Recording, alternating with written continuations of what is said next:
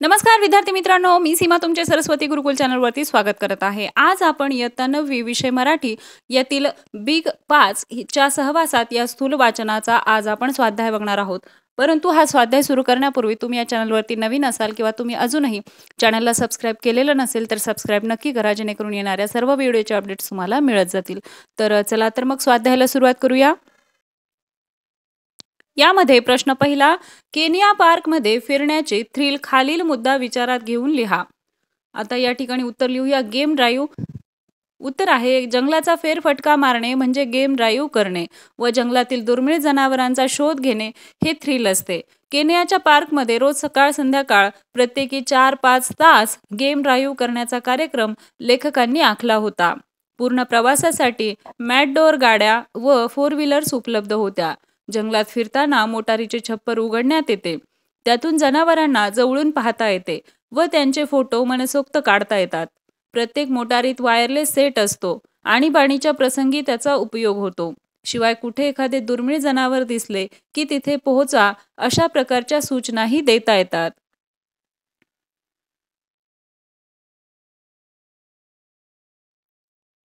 प्रश्न दुसरा, टिपा लिहा. त्यामध्ये एक, केनियातील पर्यटन क्षेत्राबाबत तेथील सरकारची भूमिका. उत्तर आहे केनियाच्या अर्थव्यवस्थेतील उत्पन्नाचा सर्वात महत्त्वाचा स्रोत म्हणजे पर्यटन होय. पर्यटकांनी सफारी दरम्यान काय दक्षता घेतली पाहिजे याचे केनिया सरकारने नियम केले आहेत. उदाहरणार्थ, मोटारीतून फिरताना मुख्य रस्ता ओलांडून आत न जाणे, एखादा दुर्मिळ प्राणी दिसल्यास थोडा वेळच झुडपात शिरून लगेच मुख्य रस्त्यावर येणे, जनावरे दिसल्यावर मोठमोठ्याने न बोलणे, टाळ्या न वाजवणे, या बिग 5 वर्गातील जनावरांभोवती एका वेळेस 5 पेक्षा अधिक वाहनांनी थांबू नये, जनावरांचा पाठलाग करू नये असे अनेक नियम सरकारने केले आहेत. हे नियम मोडणाऱ्या दोषींना दंड करून पार्क बाहेर काढण्याचे अधिकारही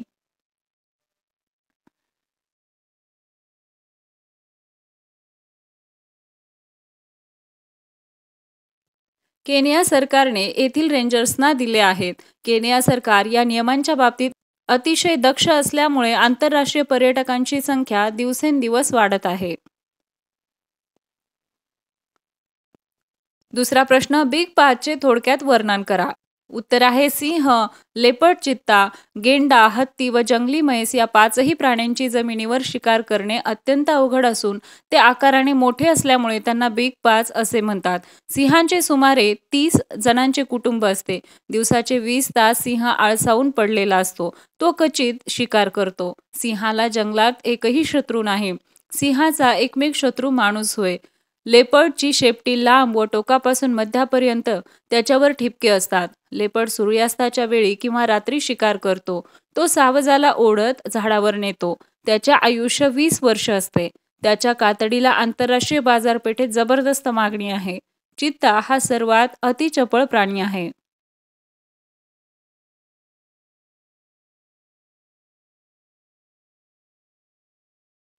तो ताशी 100 किलोमीटर वेगाने पळतो. त्याची शिकार करण्याची पद्धत वेगळी आहे. तो सावजाजवळ दबकत जातो, एकदम हल्ला करतो व गुदमरून मारतो. शिकार खायची नसेल तर ती पालापाचोळ्याने झाकून ठेवतो. प्रश्न तिसरा, पाठाच्या आधारे सिंहाचे कुटुंब व लेखकाचे कुटुंब यांच्या भेटीचा प्रसंग तुमच्या शब्दात लिहा. उत्तर आहे लेखक नकुरू हे मसाई मारा असा एक मोटारीने प्रवास करीत होते. दुपारच्या जेवणाच्या वेळी ते मारासीना लॉजकडे गेले होते. त्यात फरीदने गाडी कमरे एवढ्या उंच गवतात घुसवली. गवतात वनराज सिंह मस्त विश्रांती घेत होते. सगळे कुटुंब समोर आले होते. 2-3 सिंहिणी आणि त्याची 10 बाळे होती. शेजारीच एक म्हैस मरून पडली होती. 4-5 बछडे आणि सिंहिणी त्यावर ताव मारत होत्या. खाण्याने सिंहराज तृप्तीने विसावले होते. एक सिंहीण सिंहाजवळ आली आणि मी पाणी पिऊन येते, तू जरा बछड्यांना सांभाळ, सिंहाला सांगून गेली.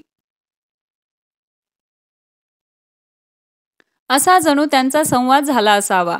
सर्व सिंह कुटुंबियांनी मोटारीखाली खेटून मोटारीच्या सावलीत मस्त पहुडले होते. एक बछडा सिंहाच्या आयाळीशी खेळण्याचा प्रयत्न करत होता. सिंहाने ते थोडा वेळ सहन केलं, पण नंतर एक हलकासा पंजा मारून त्रास देऊ नकोस म्हणून बछड्याला सुनावलं. हा सगळा चित्तथरारक सोहळा लेखकांच्या कुटुंबियांनी अनुभवला. आलं लक्षात? आशा आहे तुम्हाला सर्व प्रश्नांची उत्तरे समजली असतील. आपल्या चॅनलवरती सर्व विषयांच्या स्वाध्यायाच्या व्हिडिओसोबतच विविध विषयांची भाषणे, निबंधलेखन, पत्रलेखन, आर्ट अँड क्राफ्ट या सर्वांचे व्हिडिओ चॅनलवरती अवेलेबल आहेत. तेही चेक करा.